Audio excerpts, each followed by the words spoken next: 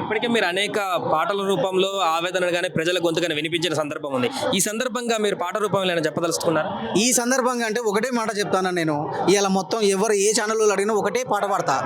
నై చల్తా తెలంగాణల నై చల్తా తెలంగాణల నై చల్తా నీ కమిషన్ గి మిషన్ తెలంగాణల నై చల్తా కమిషన్ గి మిషన్ తెలంగాణల నై చల్తా పోరాట పొద్దు పొడుపు మా సారు కేసీఆర్ పోరాట పొద్దు పొడుపు మా సారు కేసీఆర్ కడిగిన ముత్యం తీరు బయటికి వస్తాడు చూడు నై చల్తా తెలంగాణల నై చల్తా కమిషన్ గి మిషన్ తెలంగాణల నై చల్తా కమిషన్ గి మిషన్ తెలంగాణల నై చల్తా. మీరేం చెప్తారు బ్రో? అంటే ఈ రోజు విచారణ సందర్భంగా ఇంతమంది క్రౌడ్ రోడ్డు మీద రావడానికి గల కారణం అంటే విచారణ అయిపోయిన తర్వాత మరలా ఎవరి పనిలో వాళ్ళు ఉంటారు. బట్ ఈ రోజు బీఆర్ఎస్ కార్యకర్తలు ఇంతమంది రోడ్డు మీద రావడానికి గల కారణాలు?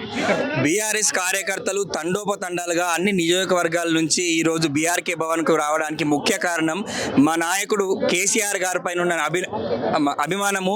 అట్లనే కేసీఆర్ గారు ఎటువంటి అవినీతి చేయలేదు, రైతును రాజును చేసినటువంటి మా నాయకుడు కేసీఆర్ గారి మీద కక్షతోటి కుట్రపూరితంగానే ఈ కమిషన్ వేసి కేసీఆర్ని జైలుకు పంపాలని కుటిల ఆలోచనతోటి కుట్రతోటి రేవంత్ రెడ్డి ఈ కుట్ర చేసిండు. మొన్న యాదాద్రిలో ఆయన బహిరంగ సభలో ఆయన మాటలు చూస్తే క్లియర్ కట్గా తెలిసిపోతున్నాయి ఆయన కుట్ర ఏంటిదని.